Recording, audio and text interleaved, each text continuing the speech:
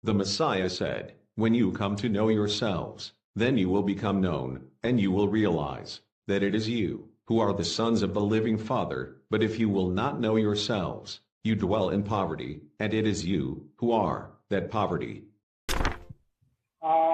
Magandang mapagpalang araw po sa lahat po ng kaparihan, sa Diyos ba, at sa ating mahal na hari. Ang question ko lang po regarding sa mga natagpas. Ang question ko po doon, may ano po ba yan? May ano masasabi po ba natin sila ay lost souls, yung mga natagpas, lalo na yung mga nadamay lang? Let me take that, bro. Okay, thank you po. King Oisy. No, Thank you po. Paki-ulit nga lang yung last part Yun, ng ano tanong. Sani? Okay. Magandang araw po, mahal na hari.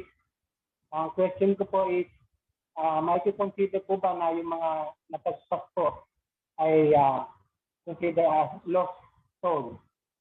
Especially mga nadamay lang po. Ano bro, pakiulit, hindi ko maintindihan. Hello? Mako-consider po ba, mahal na hari, yung mga natagpas na lost soul?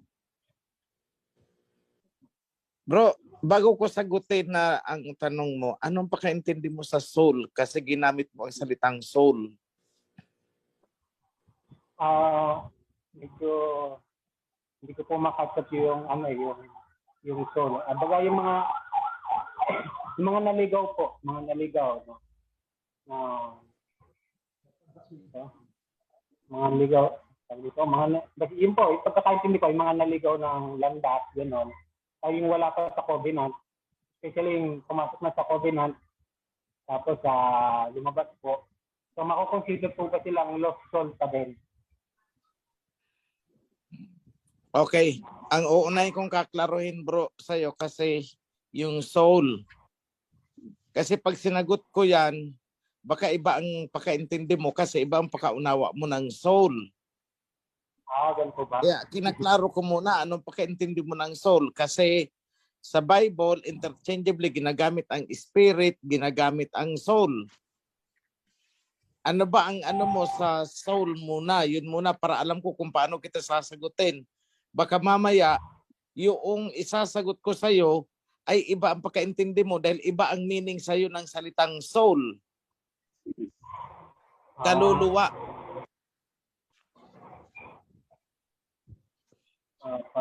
Hindi ko Para sa'yo ba bro, ang soul ba ay may katawan, buhay, o espiritu? Katawan po na may buhay. Katawan na may buhay, hindi yung parang multo. Hindi po, mahal na rin. Na lumalabas daw sa tao pag namatay ang tao, hindi ganon. Hindi po, hindi po. Sige, ganito na lang. Kasi magdudulot kasi ng kalituhan sa ating mga kapatiran. So sa akin po, lagi niyong tandaan na ang soul, a living soul, nung ginawa si Adam, ay buhay na tao, may physical na katawan, at kompleto sa pag-iisip, mental faculties, at saka yung pakiramdam, consciousness, awareness, kompleto lahat. Living soul. Kasi ang iba, iniisip yung soul, pag namatay, yung soul daw ay aakyat sa langit. Hindi po yun ang soul. Hindi po ganun ang meaning ng soul sa atin. So kung nalilito kayo, mas maigi pang alisin nyo na lang ang salitang soul sa inyong bokabularyo dahil inaalis ko na din yan dito sa Torah and Covenant natin. Naalis namin ang soul. Pinapalitan namin yan ng whole being. Kagaya ng love me with all your heart and with all your soul. Pinapalitan natin ng love me with all your heart and your whole being. Buong pagkatao mo, mahalin mo ako. Yun ang ibig sabihin ng soul doon. So careful na lang po tayo. Kaya inaalis ko na yan kasi napakaraming definition ng soul. Kaya meron tayong All Souls Day. Ang pinag-usapan mga patay. So hindi maiwasan, may mga ganyan pa sa atin ang pagkaunawa. Basta tandaan po natin, ang definition po ng soul ay matatagpuan doon sa Genesis. Matapos gawin si Adam, hininga ng buhay, and he became a living soul, buhay na tao, may physical na katawan, at may pag-iisip kompleto ang kanyang faculties. So I hope clear po tayo dyan. Ngayon, yan ang ating meaning. Pero para lang maiwasan ang kalituhan, inaalis na talaga namin yan sa Torah and Covenant dahil sa totoo lang, ang ibig sabihin yan is the totality of a person, soul, whole being. So balikan ko na ang question mo.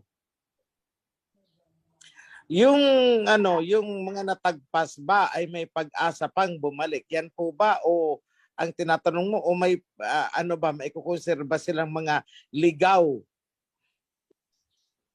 Yes po, mahal na hari. May kukonsider ba silang mga ligaw? Ganun ba? Yes po, mahal na hari. Technically, yes. At wala pong natatagpas na nadamay lang. Dahil kung ikaw ay nadamay at nasabay ka sa tagpas, nagbibigay kami ng pagkakataon na linawin mo ang standing mo para ma-reverse yung pagkakatagpas sa'yo. Okay. Yun. So yung nadamay na sinasabi, kasi idinadamay niya ang sarili niya. Kasi hindi po tayo nagtatagpas kung walang if you do not condone the wrongdoing of another person, hindi ka madadamay. Kung nakikikampi-kampi ka doon, didamay ka talaga. Malinaw po, mahal na hari. Ngayon, sa mga natagpas, dalawang klase ang tinatagpas namin. May mga tinatagpas ako na perpetual talaga. Perpetual.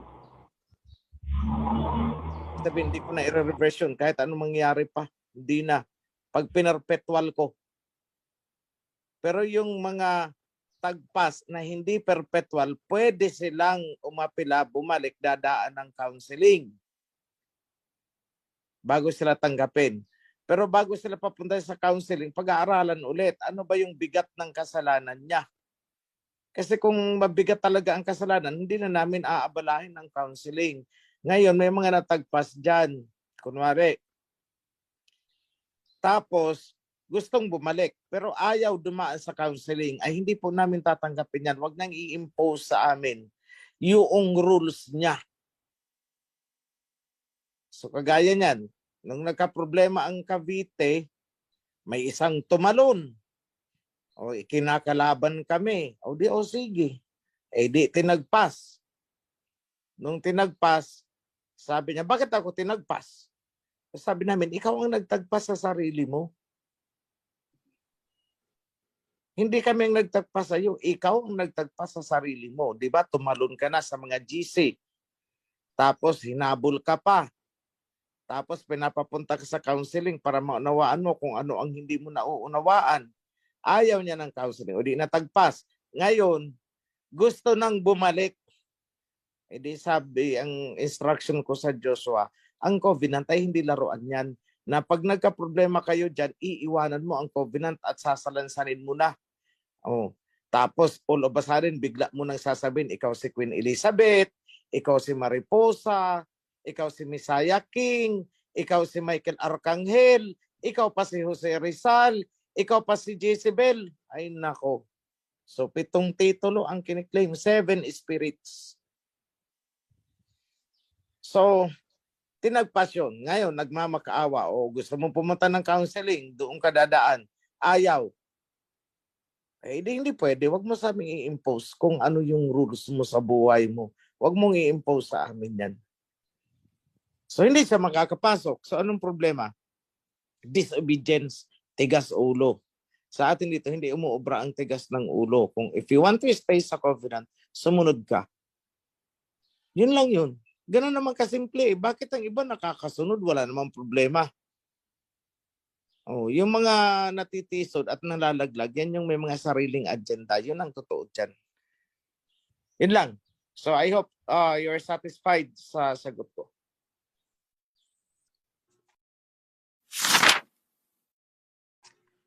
Ang tanong ko po ay patungkol sa Sabat. Kasi di po ba ang lahat ng kautusan ay binding? Ito po ay everlasting covenant. Sa pagkaunawa ko po kasi ang Sabat po ay sobrang mahalaga talaga. Then pagdating po ba ng new heaven and new earth, parang naalala ko po kasi, di po ba ito ay pati yung Sabat na umiiral ngayon na hanggang sa pairalin pa rin po ito hanggang sa pagsapit ng new heaven and new earth. Iyon lamang po. Marami pong salamat.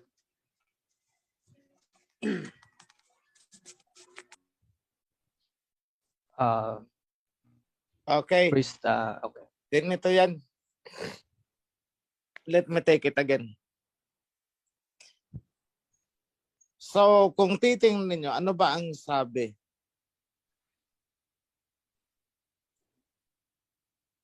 The laws are binding until the heaven and the earth pass away. Correct. Binding. Hanggang sa maglaho man ang langit at lupa, binding yan. Di ba? Yun ang sabi. So ngayon, sa heaven and new earth, meron bang heaven? Meron. Hindi naman nawala. May earth ba? Nandyan. Otherwise, wala tayong aapakan. So anong sagot? Binding pa rin. There might be some modification, but still the laws are binding. Magsasabat pa rin.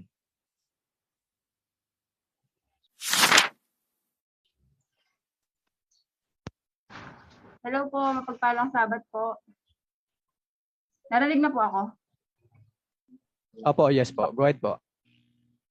Ang tanong ko po ay about din po sa Sabat.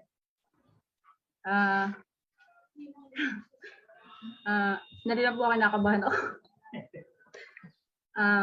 Ganito po, simulan ko po muna sa sa ika-6 na araw po nalikha kasi ng Aba yung tao, hindi po ba? At Opo. paglikha niya po sa tao ay hiningahan niya nga po ito. So nagkaroon po may lumabas po sa kanyang energy. Tama po, tama niya po. Tapos po, kaya po nung ika-7 araw po kaya namahinga po siya. It means po ba na napagod din po ang Aba? Tensya na po kayo sa tanong ko. At kasi po, dati po nung panahon po ng mga Israelites, hindi po ba yung Sabat, kaya po siya naging law. Kaya po siya naging ganun, naging batas. Kasi po ibig sabihin po, ay naging mahalaga po yun sa Aba, yung araw na yon. Tama po ba po? At darating nga din po yung time na babalik tayo noon na magiging kamatayan ang kaparusahan sa paglabag sa Sabat. Nakuha niyo po yung ko po. Hindi po ba? Kaya po naging ganun kahalaga yung Sabat. Tama po kaya ako? Thank you po. Okay. Priest Noel, mara niyo po ba? Let me take it. Okay. Thank you po, Kamalan. Nahilo ako sa tanong. Ano ba yun? 1, 2, 3, 4, 5. So ito na lang, isa lang ang sasagutin ko doon. Kasi obvious naman ang sagot doon sa iba. Napagod ba ang Aba? Kaya siya nagpahinga.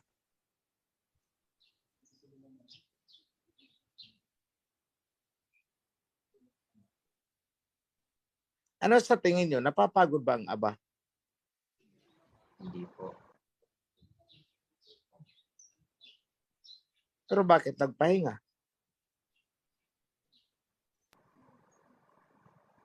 Alam ninyo, yan ang problema sa translation ng Bible. Isinulat is rested.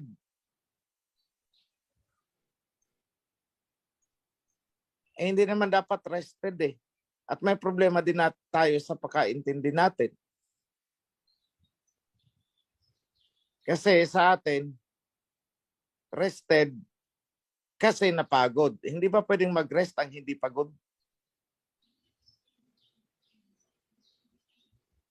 Nang ibig lang sabihin, walang activity, pero hindi siya pagod. Ganun po yun. So it's a matter of titingnan lang natin yung konteksto. Yes, may lumabas na energy sa kanya.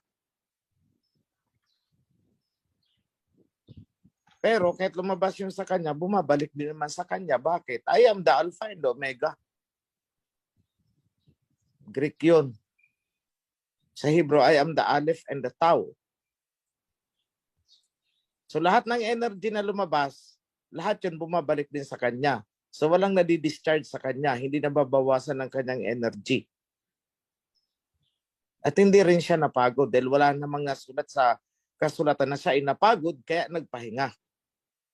So ibig sabihin, hindi lahat ng nagpapahinga ay dahil napagod, exhausted.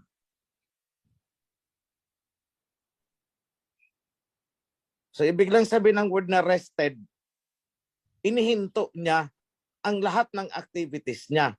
Hindi dahil sa pagod siya, kundi dahil gusto niyang gawing espesyal ang ikapito. Yun lang po. So espesyal ang Sabat. Mahalaga sa kanya. For whatever reason, bakit mahalaga sa kanya, hindi ko na alam yan dahil hindi naman ako ang alahayam. So yun lang po. Happy Sabat. Ito po. Yes po, malinaw po ako po. Pwede po magsalita. Go ahead po, Brother Ray. Tatanong ko lang po kay King Oichi na ano po tayo, nagsimula po tayo sa sa pakikinig po sa YT. Kumbaga nag-umpisa ang ating samahan dahil nag-umpisa si King Oichi. Paano po kung sakaling mawala na po siya? Hindi naman po natin maano.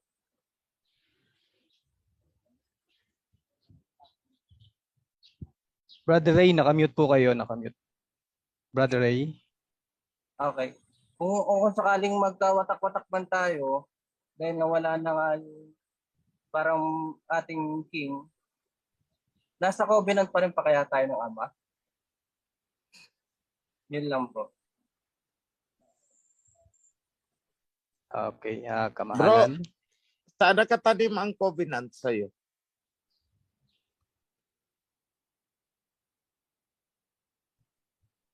Unmute your speaker, Brother Ray.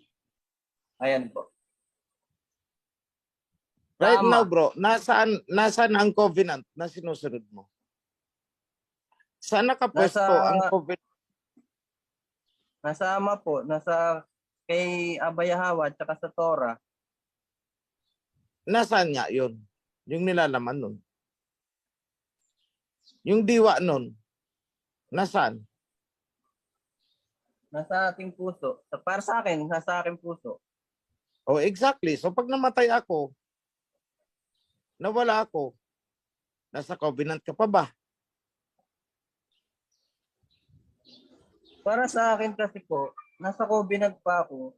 Pero kung wala na yung kung nawawala, parang nawala na yung pinuno, magkakawatak-watak po tayo. Baka magkaano na po tayo. Hindi.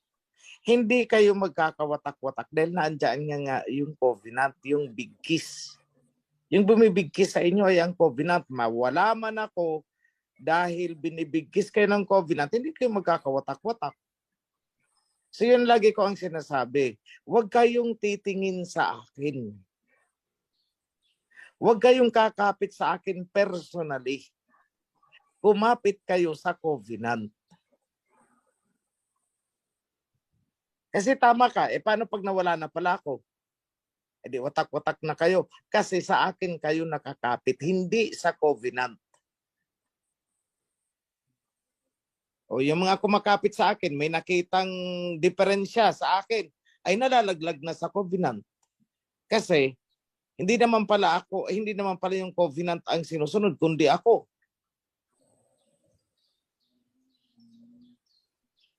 Opo. Kung Kasi, sabihin ko, wag na kayong mag-observe ng Sabat, papayag kayo.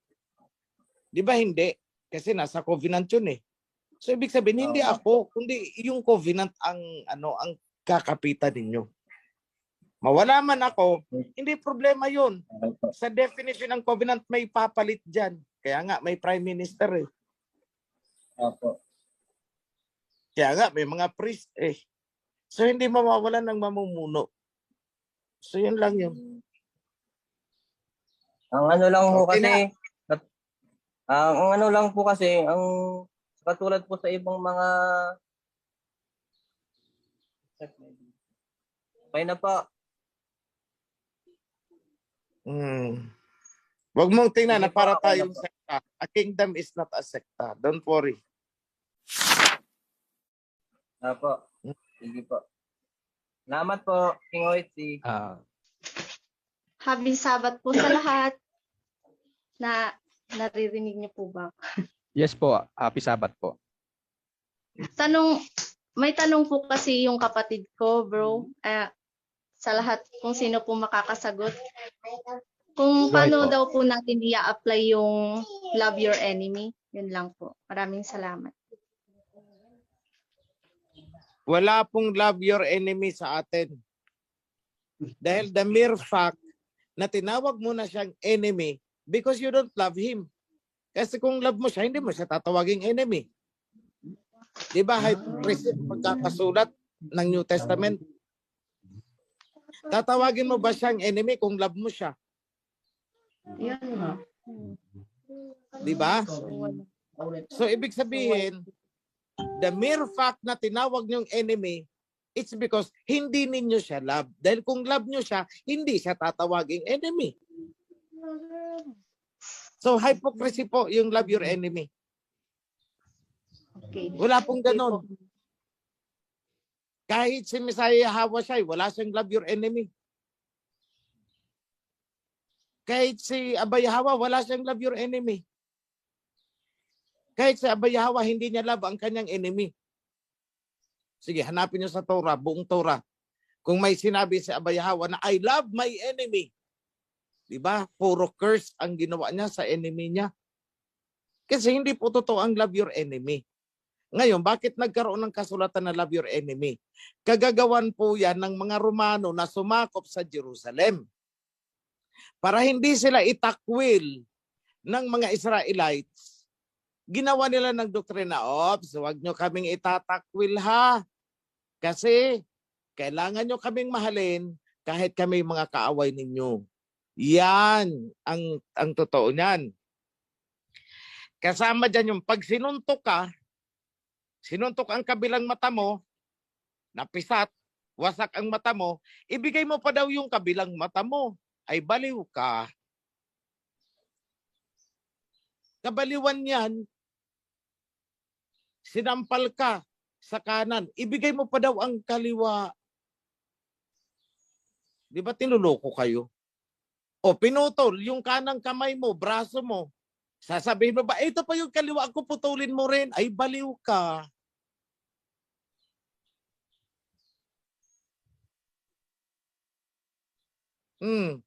Pinutol ang isang paa mo. Sasabihin mo, ito pa may isa pa putulin mo rin. Ay baliw ka. Hindi, I don't mean this personally, ikaw ha. No, I'm just using this personification para maintindihan ninyong lahat. Ang totoo po niya sa lalabas na Torah and Covenants natin, be fair to your enemies. Maging patas ka kahit sa kaaway mo. Kapag ikaw ay sinampal sa kanan, iilag mo ang iyong kaliwa. When somebody slaps you on the right cheek, turn away and save your other cheek. Kapag ikaw ay sinuntok, binakayan ka sa kanan, turn away and protect your remaining eye. Yun po ang totoo doon. Sige, hanapin nyo sa Old Testament, sa Torah and Covenants natin, na kapag ikaw ay sinuntok, nahuwat ang mata mo, ipahuwat mo na rin ang kaliwa mo. Sige, hanapin nyo yan. Prinsipyo na yan, kung meron yan. Wala kayong makukuha. Pinagluloko kayo dyan sa gospel na yan. Kaya inaayos namin yan, day and night, day and night, day and night, day and night. Hindi po yan totoo. So ang sinabi lang dyan, kapag ikaw ay sinuntok sa kanan, huwag ka nang gumanti, umiwas ka. Peace loving.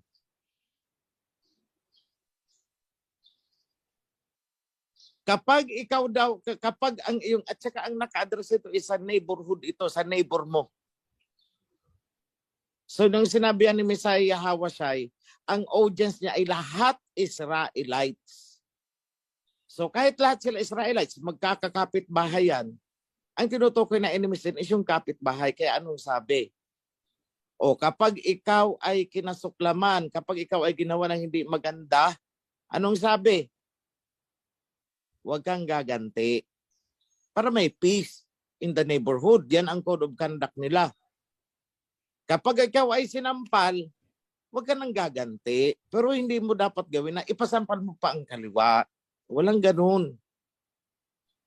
O kapag daw nangailangan ang iyong kapatid, o kapatid nga ang sabi, na kailangan ng shirt, o kunwari, bigyan mo pa raw pati jacket, o kasi malamig. At kapag nakiusap sa'yo, maaari mo ba akong samahan 1 kilometro? Dapat ikaw daw ay willing ka kahit umabot pa ng 2 kilometro. Pagdadamayan ang tinutukoy dyan. Kapag ikaw daw ay nagpautang, huwag mong papatungan ng interest. Ganyan daw ang mga Israelites neighborhood. So maunawaan yung mabuti yan kapag lumabas ang Torah and Covenants natin. So ngayon, kapag kayo ay sinuntok ng mga Babylonian, ay wag mo nang ipasuntok ang isa mo pang mata. Ay naku, baliw ka. Sanggain mo na. Ay naku. Yan po ang totoo dyan. Ginawa lang nilang design na yan para lang mapigilan ang resistance ng mga Israelites laban sa mga sumakop na Romans para hindi mag-resist. O kaya kahit sinusuntok-suntok na nila ang mga Israelites noon, hindi pumapalag, nagpapasuntok dahil sa doktrinang yan. So kaya nga kawawa kaya nga natunaw sila Kasi hindi nila pinanghawakan ang katuruan sa covenant laws. Samantala doon sa covenant laws natin, anong sabi? An eye for an eye. Oh. Tapos pagdating sa New Testament, hindi na ganun. Kapag daw sinuntok ka, ipasuntok mo pa ang kabila. O di ba tahas ang pagsalansan yun? Pero nang sabi ni Abay Hawa, I do not change. Hindi ako nagbago. I never change. O ano pang sabi niya? Magunaw ang langit at lupa ni isang guhit. Walang magbabago dyan sa mga kautusan. O see? Yun lang po, mga kapatid. Magandang araw po sa lahat. Mayroon akong isang katanungan pertaining sa unclean food, especially sa isda. Ang katanungan ko po ay, ang isda po ba na may palikpik o kaya fins at wala siyang scale or kaliskis, ito ba nabibilang sa unclean food or clean food? Unclean. Kagaya ng hito, may palikpik pero walang kaliskis. Parang laway lang na madulas ang balot niya sa katawan. Unclean po yun. Okay po. Hito, pantat, yung may mga ano na yan. So they are unclean po. Go ahead po. Dalawa po ang katanungan ko. Ang una, itungkol po halimbawa, dahil ang asawa ko at mga anak, sa 3 kong anak, isa lang ang nasa kawan. Pagdating po ba ng panahon na ang covenant magsasara na, iiwanan ba natin ang ating pamilya? Dahil sarado na ang covenant. Ano pong mangyayari sa pamilya kung magsara na ang covenant? Tapos, ma-realize nila na tama pala ako, tapos papasok sila sa covenant na sarado na ang covenant. Pwede pa po ba yun? Ang pangalawa ko pong tanong, halimbawa Pangatlo yan, po, bro. kasi kanina, pangatlo, sorry po. Kung sakali po ba na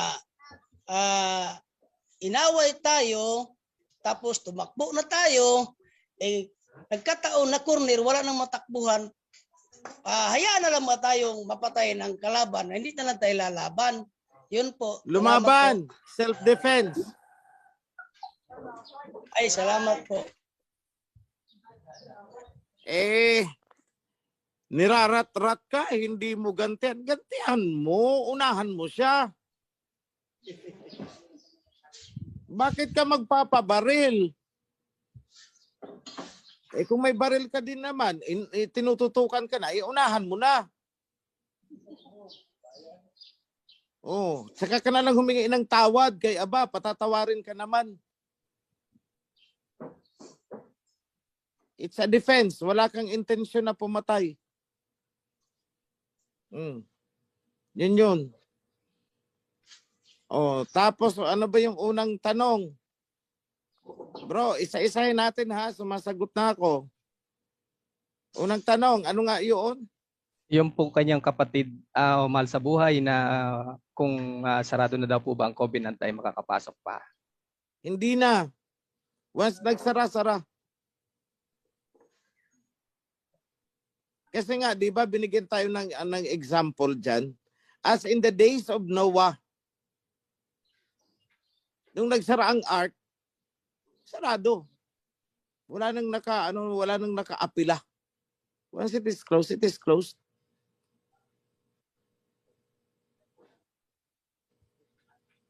So talagang mahihiwalay.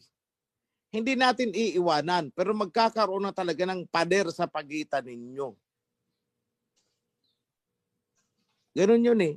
Kaya nga, inihanda na tayo ni Messiah Hawashai eh. Anong sabi? Kung hindi mo ako mamahalin, higit sa pagmamahal mo sa iyong asawa, mga anak, hindi ka magiging follower ko. Maliwanag na dapat nakahanda tayong iwanan ang asawa, mga anak, kung ayaw nilang sumunod. Maliwanag yun. Hindi ko yung sariling interpretation. Maliwanag na sinabi ni Messiah Hawashai. You cannot be my follower unless you love me more than you love your mother, your father, your wife, your husband, and your children. Kasi pag hindi natin ginawa yon, you cannot be my follower. Yun ang sinabi ni Messiah Hawashai. You cannot follow me unless you love me more than you love others. Or even yourself. Kahit nga sarili mo eh.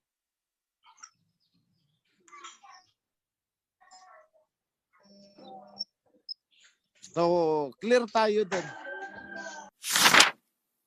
Salamat. Ang sabat po sa lahat, mga kapatid, lalong-lalo na po sa ating mahal na hari. Meron po lang po ang itatanong, out of topic po kasi ito, pasensya na po, tungkol po doon sa pinili po ng ating Messiah, Yahweh, na kung apostle nga po ba ang kanyang mga pinili o ano pong tawag sa kanila, kasi karamihan pong nabasa ko noon ay galing kay Pablo, ang word pong apostle. Maraming salamat po.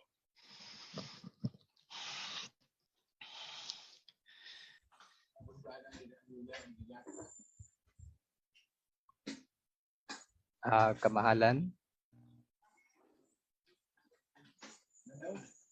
Okay, it's more of technicalities of words lang naman yan. Doesn't matter para sa akin kung disipulo o apostol or gabinete ang itawag pa dyan. Doesn't matter. So sa akin is disciple. Nung umalis sa si Messiah Hawasay, tinawag na silang apostle. Eh kung tawagin natin na gabinete ni Messiah Hawasay, okay lang din. Doesn't matter at all. Walang problema dun.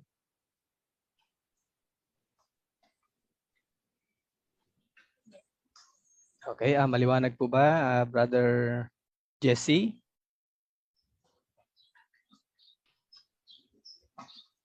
Opo, Brad, Nako, follow-up question lang po.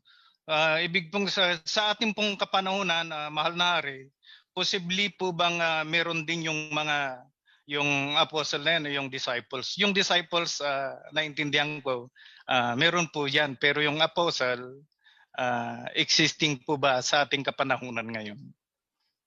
Sa set up. Sa set up po natin ngayon, brother, ang tinutukoy nyo kung existing ang apostle. Opo, opo. Actually, existing. Kasi kung titingnan natin, ano bang trabaho ng isang apostol? Di ba magturo ng magturo, tipunin ang kawan, go to the lost sheep of Israel, ginagawa ba natin? Yes. So technically, we are apostles. But formally, 12 apostles lang ang meron. Pero wala na ang 12 apostles eh. Yung trabaho nila ay sinalo na natin.